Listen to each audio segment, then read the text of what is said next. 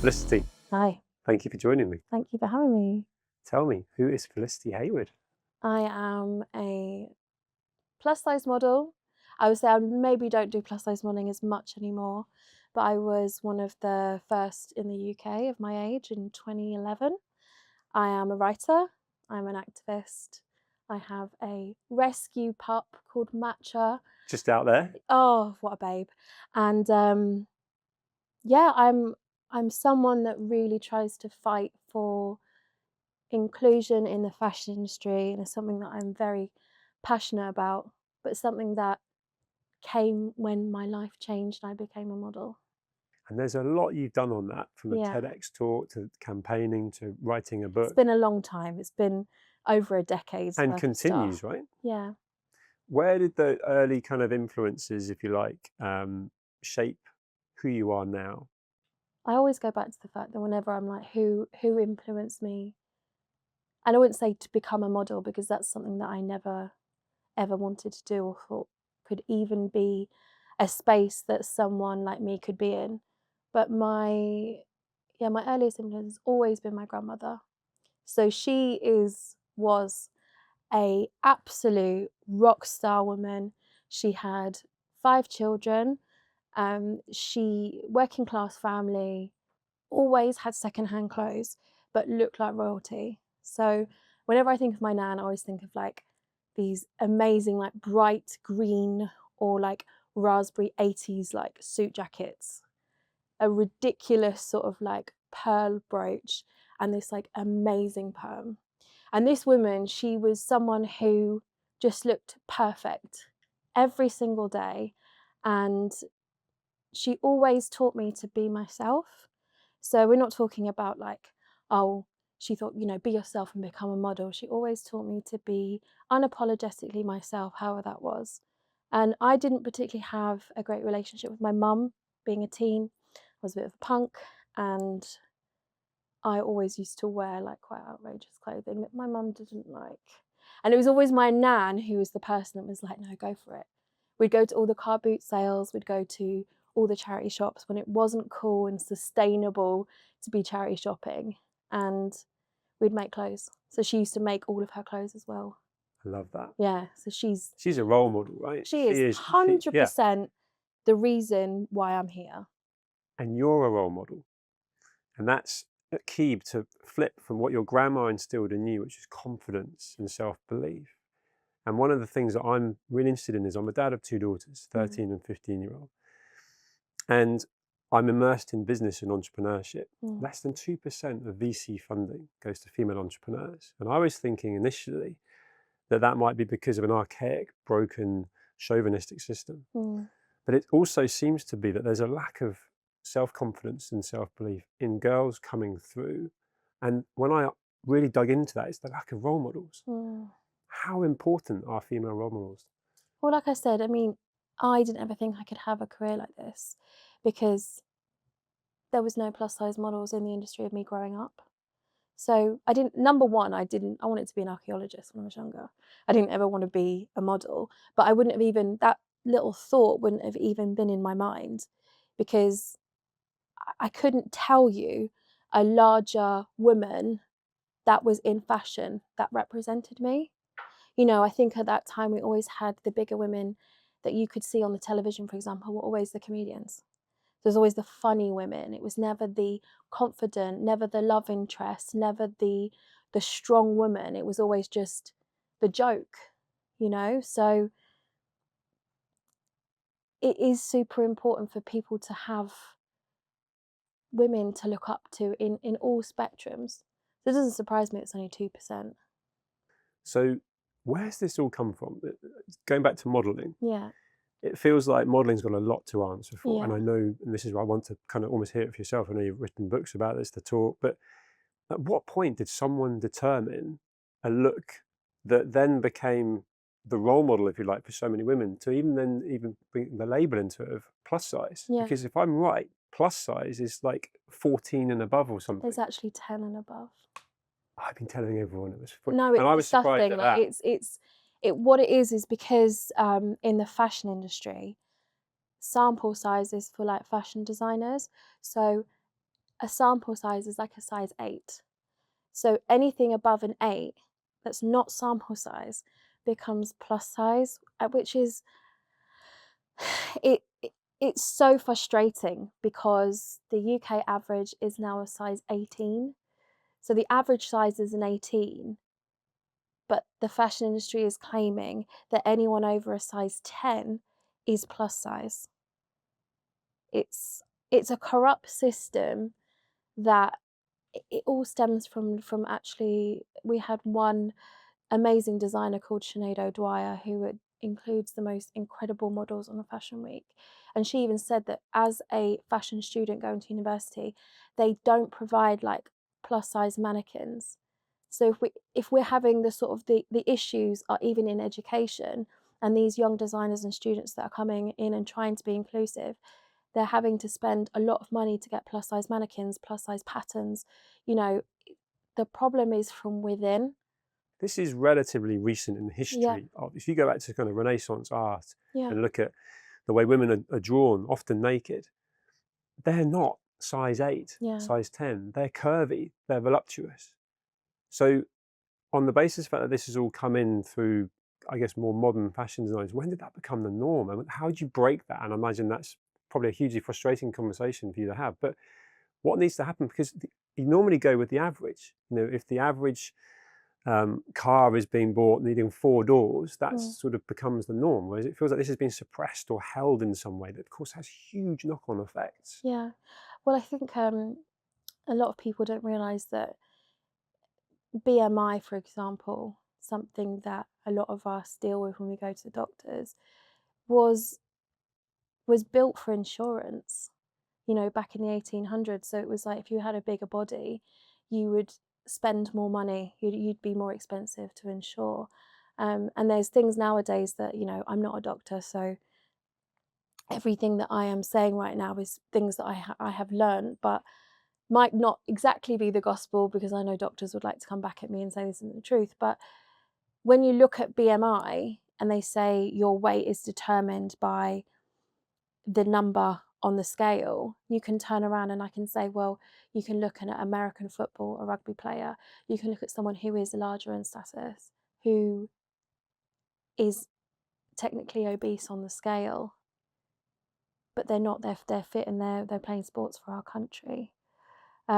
We also, I think the diet culture has a huge, huge impact in the way that bodies are seen. You can look back for the last 100 years.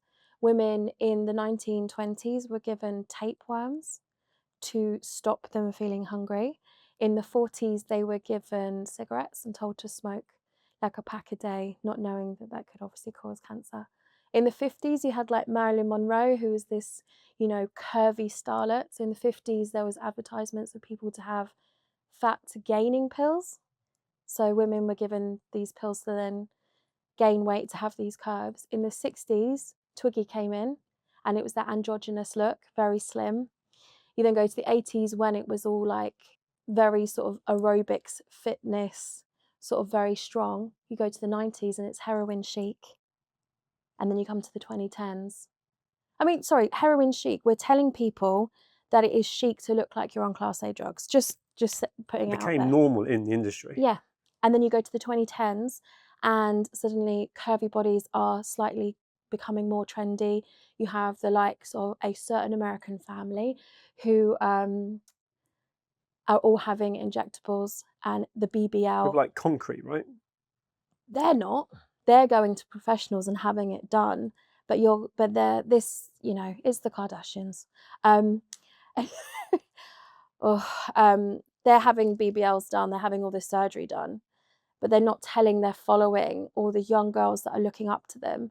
So we were having young girls going to motels in America and getting these injections into them that were some people getting concrete. This goes back to role models. Yeah, And every era you mentioned then has got, a role model. but damning and damaging for the next generation. So actually, the modelling industry's got a lot to, Absolutely. because that's what we see on the front pages of Vogue. That's what we see on poster boards. Yeah. those same people seem to be in a look seem to be chosen for the roles in Yeah. Hollywood, if you like, that make the biggest films. There's probably all sorts of other films being made that we don't get to see them. Yeah.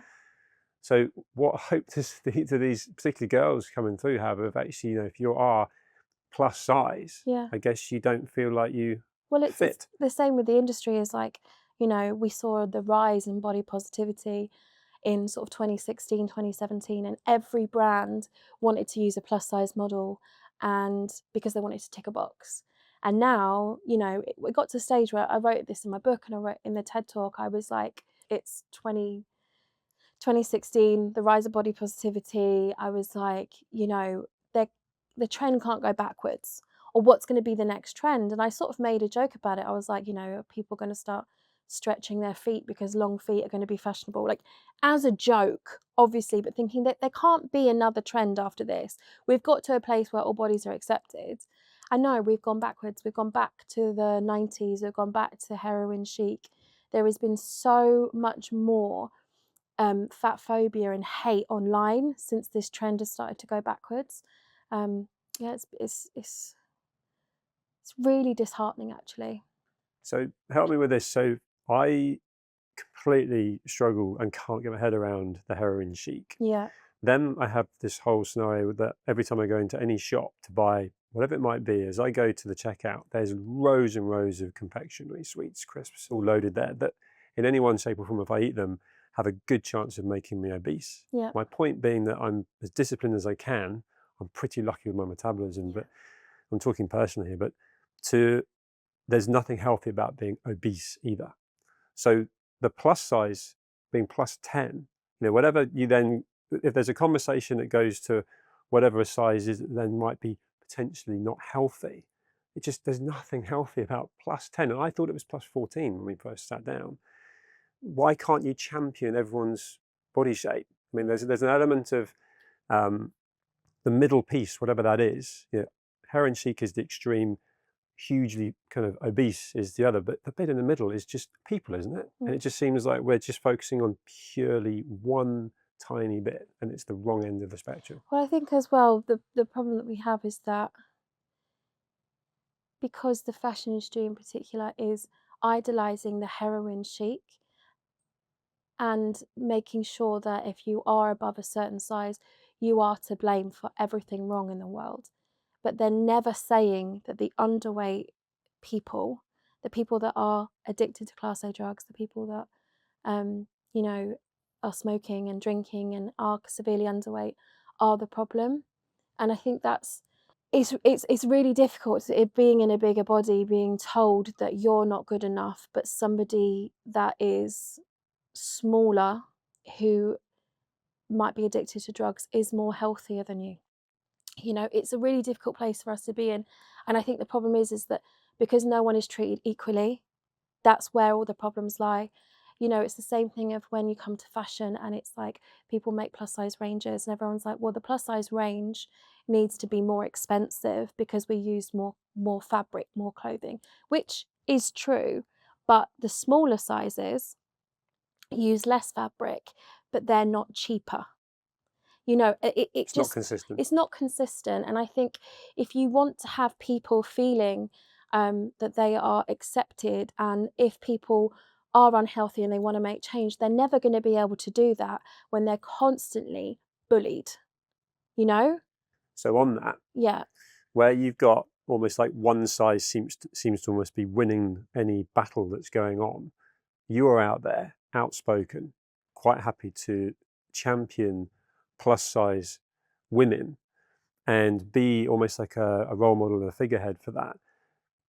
Do you feel almost a pressure that goes with that, where there are women that, dare I say, don't have the braveness, if you like, to come forward and speak out, and you almost want to kind of have more people that are shouting about this, because it feels like what you're saying is some of these people are feeling in any way minority, inferior, and just kind of, well, that's our lot, mm. and living like that, which is no way to live, but society's created that. And if that's the case, do you get an outpouring privately of people that are saying, I wish I could be more like you, I wish I had the guts to say that, and so on? Or is that not a thing? I think people are just generally right now really, really struggling with their bodies, and I think I don't. I think people are all on their own personal journey. I think as well at the moment, thing that I'm really struggling with is a lot of people that are outspoken who were these role models. There's a big thing with Ozempic at the moment, and a lot of people who were plus size are now taking Ozempic, and they're completely shrunk their whole body, but have done it in a way that is quite dangerous, and it's a really tough subject to speak on because on one hand I don't want to speak about women's bodies and I don't want to talk about it, but when we are seeing, for example, the plus size supermodels that we have on the runway, they're now shrinking. I can't tell you why they're shrinking, if it's just their diet, the stress, the pressure, the anxiety, if they are taking weight loss injections, but we're having our plus size role models are shrinking to the point where we're starting to get no real inclusivity within the fashion industry. And for someone, let's just say someone that has an eating disorder, someone that is struggling with their weight, they do need to have role models. They do need to have people to look up to be like, I am actually equal in value and my worth, and I'm a great person. And just because the number on the scale might be higher, might be lower than it should be, my worth should still exist. And I think that's where the problem is. And people always say to me, I'm like, I'm not telling you to look like me. I'm not telling you to be my weight. I'm telling you to just find that self-love and the truth in yourself, to find that like body neutrality. Is that even a word? You know what Well, I know what you mean. you know what I mean. It's well articulated. It's like I'm trying to tell people to not listen to the noise, to find that self-love within yourself. And once you find that, you're gonna be able to make those changes, but doing it for yourself, I love that. you know? And would you say, I think I would know the answer to this quite clear. I'm going to ask you, Anya, from your grandma's early influence to the journey you've been on to sitting here right now, have you got that peace and contentment with how you look, how you feel? I have now, but it's not something that happened overnight. I mean, it's so strange because when I think about myself as a teenager, I really thought I was so overweight and so big because I couldn't shop in Topshop. And my friends would all be shopping in there, and at the weekend I couldn't buy stuff from them. And actually looking back at the photos of them, I was like a size 12, 14. I was in proportion. I was the size I should have been at that moment. But the industry had made us all feel that anything over a certain size was not fashionable, not accepted. The fashion industry is so toxic. And I'm going off on a bit of a tangent here, and that is always the way when I speak about these things. But there's so many things that happen in the fashion industry people don't even realise. There's a thing called vanity sizing. I don't know if you've heard of it. And what it is essentially brands. So let's say we've got brand number 1, brand number 2, and you are a size 14 at brand number 1, right? Brand number 2 know that you're a size 14, and what they're doing, this vanity sizing, is they are making their sizing bigger, but they're keeping the same number. So it's like you go into one store and you're a size 14. You go to another store and you're a size 12 because they've made the numbers different. So you appear to be smaller in a store. So you're more likely to go and spend that. If you ask any woman, if you're a size 14 in one shop and you're a size 12 in another and you're a size 16 in the I have other, 3 girls at home, my wife and 2 daughters, so this will probably be resonating. Yeah. and we're conditioned to feel like we are of more value if we are smaller. I mean, that's fundamentally steering the whole thing down the road that it's continued to be going down for years, right? Yeah. What needs to change? What can change? You've been outspoken, and you've got a voice here. But I mean, can you see anyone that's got any control within industry that's trying to, or is it all locked in on still being I the honestly way it think the is? government could make a difference, and I think for me, and I'm just talking about fashion here and the influence that it has, if we had an industry standard clothing chart, size chart, that every single brand in the UK had to abide by, we would be able to tell, and your daughters would be able to know, I am this size, and I know that when I go into this store, I'm going to fit. This store is actually not for me. This store is, this one isn't. And it would help so many mental health issues, eating disorders, anxiety. You know, it's also quite strange that anyone above a size 18 couldn't walk down Oxford Street now and buy a bikini or a pair of jeans, but it's the national average. You know, there is so much going on with this industry that I feel that if we had this industry standard and the government could set it, we would know what brands were right for your wife, your daughter. We would be able to know, rather than going in all these different stores, being all these different sizes. There'll be certain stores that you just won't be able to fit in, and it will say like an extra large. And if you're a medium and you're being told that you're an extra large, it does play on young people's minds. Totally. Talking on about playing on people's minds, you put yourself out there. You Yeah. put yourself right in the crosshairs. You say as you think, which I love about you. And I've read and watched and seen a lot before today, let alone this. But by doing that, and I'm going to relate this to other women that and young girls that particularly might be afraid of putting stuff out there and then getting judged, getting bullied. Mm. How have you built that resilience? What have you gone through that's allowed you to kind of go, no, I'm not succumbing. I'm not going to be doing what everyone else does, and build a resilience where these bullets bounce off you. Honestly, it's it's the young girls who message me and say, "Thank you for saying this. I feel understood." I could have a hundred trolls come on my account telling me everything under the sun. And predominantly, most of them are just saying, "You're fat." And I'm like, "I am overweight. I'm aware of it. You're telling me things that you're trying to put me down." I'm like, "I'm aware of my size, and I'm also aware of myself as a person." So people that it is just I can just ignore it. You know, for me it is something that I've had to build up, because it's just like, also the people that are attacking me, they also have their own issues as well, you know? It People always attack the unknown. I did a TV show a few years ago, and it was a body confidence TV show, and a lot of the time we were in swimwear. You know, there's a lot of bodies on show. And I posted a picture of it on Instagram years ago, and someone just came to me and they were just like, everything under the sun, you know, you're a fat ugly pig, I hope you die of a heart attack, I hope, all of this sort of stuff. Like, but it got more repulsive. I don't really want to mention all of the other things that they said. And it was the first time I sort of screenshot it and I put it on my story, and I was just like, this is horrendous. And I got a message from someone I went to school with, and they were like, I recognise that person's name and the picture, and it was a child at her school. There was a young boy at her school had seen this, and she called his mum in, and his mum was a curvier woman, and brought him in, and tackled it head on. And she said to me, "I'd like for you to come into the school for Mental Health Awareness Week and speak." And I said no, because I was like, actually, this kid is dealing with his own things. I'm not going to come into a school and humiliate a kid, because they're going to know why I'm here. Kids talk. It's not the right thing to do. But yeah, it's Gosh, that's just a very small, a very small thing. I've had a lot of things have had to change. Facebook accounts. I've had people, yeah, create accounts of mine and try and scam people of money, and yeah, it's amazing how horrible yeah, people can be, right? yeah. And as you say, often, and it's a mindset that you've obviously got, where you're reframing it that these people are unhappy themselves and almost taking it. But what awful things people. So just on that, with these young girls that message you, is there one consistent message you're getting? Is there one kind of consistent issue, if you like? And what do you say to them? What advice do you give them?